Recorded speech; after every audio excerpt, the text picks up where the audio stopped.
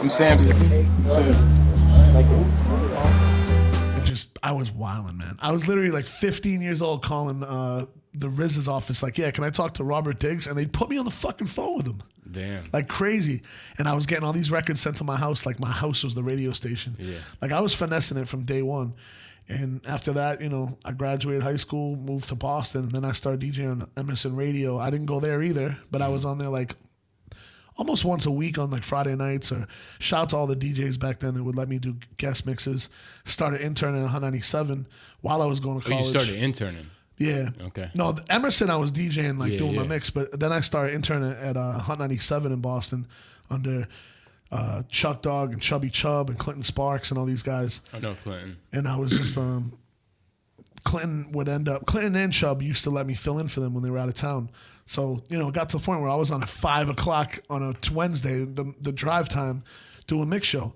And then I think Chubb went on tour with Khalees, and he was gone for months. And I did the show every day at 5 o'clock and on the weekend. So I was like, I was on the radio more than anybody in Boston at one point. And he got back off tour, and he was like, all right, I'm back, you know. I'll let you rock on the weekend sometimes. But I was like, wait, that's it? I'm getting the fuck out of here. And you're how old at this time? 21. Damn. And I owned a record store at the time and a marketing company. So I was like nonstop with it. Yeah. Doing Reebok, G-Unit, Def Jam, Atlantic, Interscope, Capitol, Virgin. Like I was killing it. And I was just like, nah, I'm out. I literally within 1 week decided to move to New York, moved to the Bronx, shout out my man Doug, one of my best friends from high school, junior high school.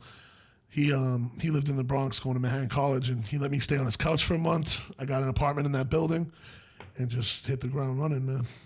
What for like someone that has a similar interest to you, what are you telling them for today's day and age as far as what to go after? Because I feel like we're not that different in age, right? But the simple 8 years that separates us is literally in a lot of ways the death of like mainstream radio, right? Like by the time I was always all about the radio, trying to get on the radio. I even got raided and kicked out of UMass and got back in and on the radio. But even then, I know that radio station. 91.1 WMUA. Yeah, if you see any of the more recent podcast episodes, it's JayZ saying what up to me, and I made fake backstage passes in order to, I hired 7 interns to work for me for the college radio show. And we put it on SoundCloud because they weren't running the algorithms yet. Yeah. So we could put the entire show on SoundCloud, tag all the artists, make it an international show, and actually get a little bit more reach out of it.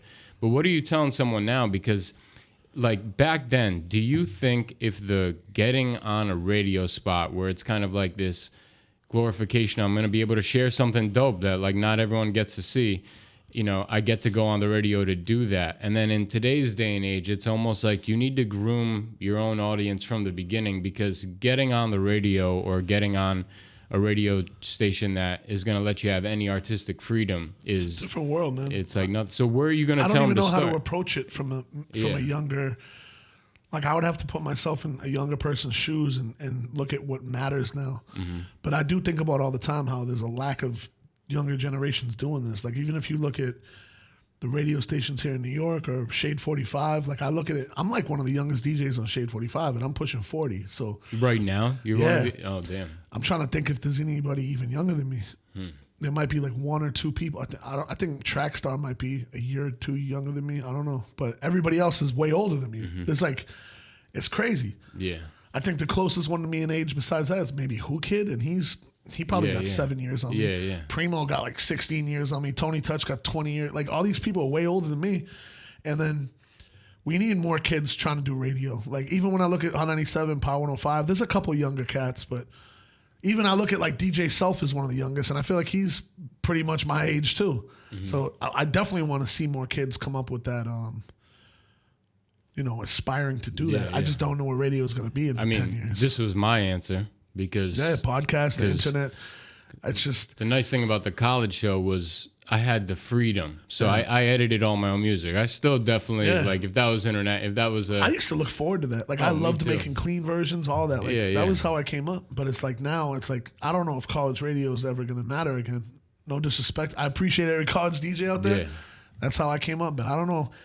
I remember when it mattered, like labels were spending money trying to get records on college radio. I mean, yeah, because if it pops off in a college, those kids are about to go everywhere. But I feel like those kids ain't listening to college radio station though. They're listening. That's the thing. It's what's the investment on the university's end to actually make this a big deal? I mean, FM radio don't really matter either anymore. It's, if you look at the last. So then what? We got Sirius?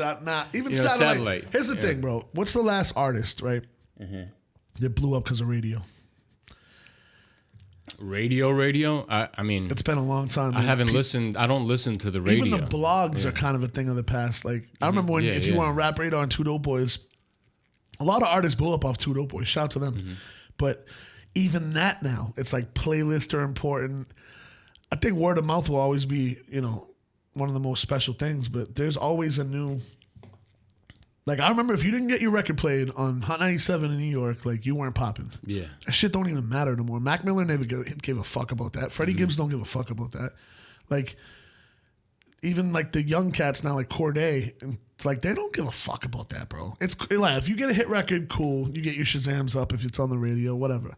But that's not how artists are breaking through. Mm-hmm. And, I think, I'm not going to act like my radio show is any more important than anybody else's, but the thing about my radio show is it's a very specific taste and it's curated, and the fans know where to go to hear that new shit, that vibe. There's nothing else like that. It is important. Shout out to Peter Rosenberg. I know he got his show on Sundays. He does his thing with that.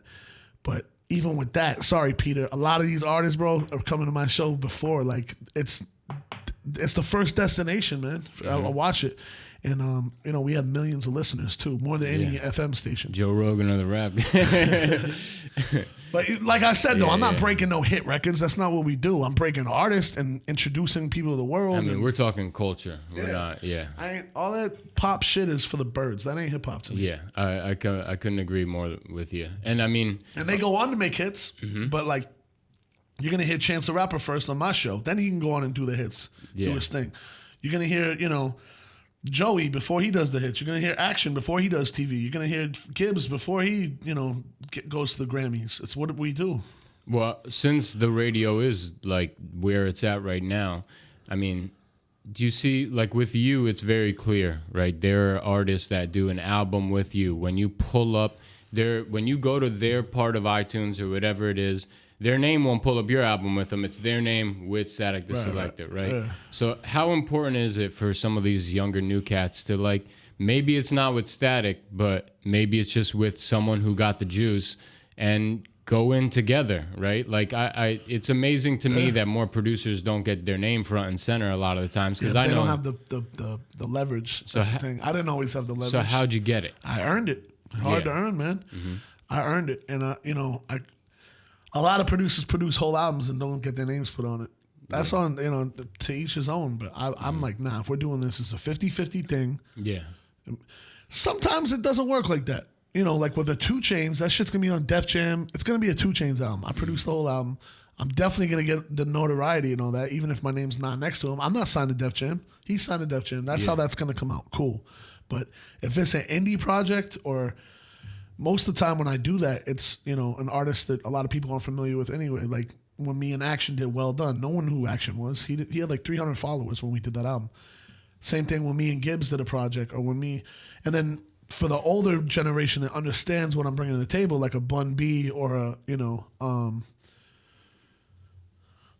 I'm saying? They do it out of respect. Bun could be like, nah, that's my album. You produced it, cool. I'm gonna make sure you get paid, but nah, that's my album. He understands what I'm bringing to the table from a creative standpoint, and these are my records, Mm-hmm. Yeah, what's that one with Styles P? The funeral. Is it funeral song? Or? Funeral Season with Bun. Funeral Season. Yo, you added some Hit Boys on that. You added. See, I had Hit Boy in my shit in what? That was 2012 when I made that record. Yeah. Come on, man. What are we talking about? Who the fuck had Hit Boy on the album rapping? I'll wait for that one. But you added some like deep ass horns to Bum B's verse specifically. Shout to Kaz who played that. Yeah. I mean, so are you like, listen, there's a new rapper that you like a lot. He's on the come up. You think the best way to go is independent for as long as you can? Yeah. I would never sign to a major. Not in 2021. I wouldn't sign to a major in 2017. it's not, it doesn't make sense to me. And then what are you telling them as like a monetary route?